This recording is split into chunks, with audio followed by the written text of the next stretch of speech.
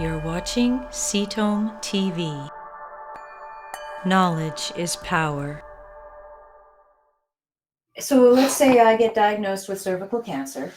Am I automatically going to be tested to see if I have HPV and if that's involved, or is that something that I have to You ask may look for? at one or two strains. Some doctors do, some doctors don't.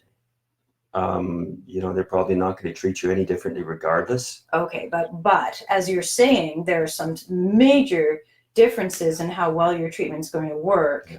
If there is it's just a lack of HPV incorporation strain of precision oncology in this area. I mean, precision oncology incorporates the latest information and applies it directly to each individual patient. Mm-hmm. So across the board, this information may only be beneficial to select groups of patients. Mm-hmm. So that's why the doctors are not being supplied with this information now. Or they might not do it for everybody. It's not what they call ready for prime time. It only affects certain patients. It's only going to be relevant to certain patients. Right. But this would be something that you and your team would naturally look for if you were doing, we always do, the deep dive into someone's medical history, or if you were recommending certain tests for them for diagnostics. Exactly. Okay, so it's definitely something to consider. Given what you were saying about, how prevalent it is in certain types of cancer, 70-80%. Oh, hugely. We could wipe out so many cancers if we had mass HPV vaccinations. All right. So, and it's never too late, because we don't know whether we don't know what strains we've been infected with. We've definitely been infected with strains.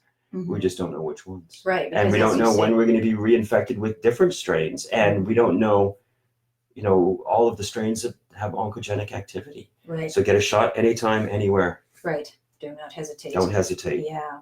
Okay. And don't take no. Right. Yes, you can take matters into your own hands when it comes to this. Again, because pharmacists are permitted to get you the vaccine regardless of whether you have an authorization from your GP. It's just a matter of whether you would have then any sort of insurance coverage or healthcare coverage for the vaccinations. Thank you for watching CTOM TV. Subscribe below and stay informed.